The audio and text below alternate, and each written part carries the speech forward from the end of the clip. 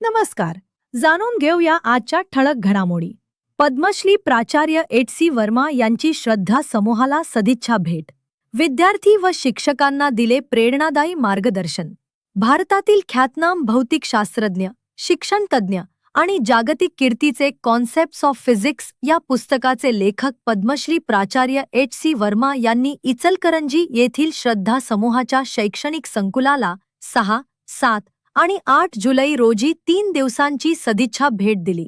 या भेटीदरम्यान त्यांनी विद्यार्थी, शिक्षक आणि व्यवस्थापनाशी संवाद साधत शिक्षणातील गुणवत्ता, वैज्ञानिक दृष्टिकोन आणि व्यक्तिमत्व विकास यावर सखोल मार्गदर्शन केले. प्राध्यापक वर्मा यांनी श्रद्धा ज्युनियर कॉलेज ऑफ सायन्स आणि कॉमर्स, श्रद्धा ऑलिम्पियाड स्कूल तसेच रॉयल इंग्लिश मीडियम स्कूल, तिरवणी येथील विद्यार्थ्यांशी मुक्त संवाद साधला. त्यांनी विद्यार्थ्यांना केवळ परीक्षेतील गुणांवर लक्ष केंद्रित न करता स्वतःची क्षमता, कौशल्य, जिज्ञासा आणि विचारशक्ती विकसित करण्याचे आवाहन केले.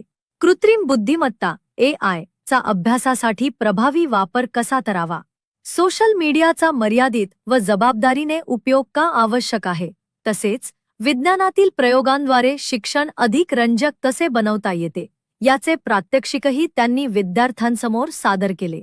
शिक्षकांशी संवाद साधताना प्राध्यापक वर्मा यांनी विद्यार्थ्यांमध्ये कुतूहल निर्माण करणारी अध्यापन पद्धती, संकल्पनांवर आधारित शिक्षण, विश्वासपूर्ण संवाद आणि समाजाप्रती शिक्षकांची जबाबदारी यावर भर दिला.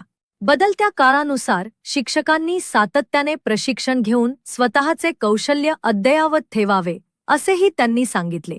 भेटीच्या शेवटच्या दिवशी श्रद्धा समूहाच्या व्यवस्थापनासोबत झालेल्या बैठकीत संस्थेतील शैक्षणिक वातावरण, कार्यपद्धती आणि गुणवत्तेबद्दल समाधान व्यक्त करत त्यांनी संस्थेच्या उपक्रमांचे कौतुक केले.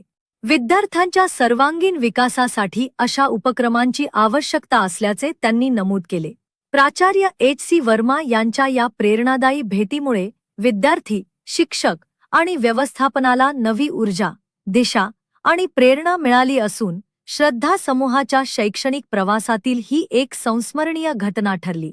अशाच लेटेस्ट अपडेट्ससाठी आमच्या इंस्टाग्राम अकाउंटला फॉलो व यूट्यूब चॅनलला सबस्क्राईब नक्की करा व तुमचे कमेंट आम्हाला नक्की कळवा.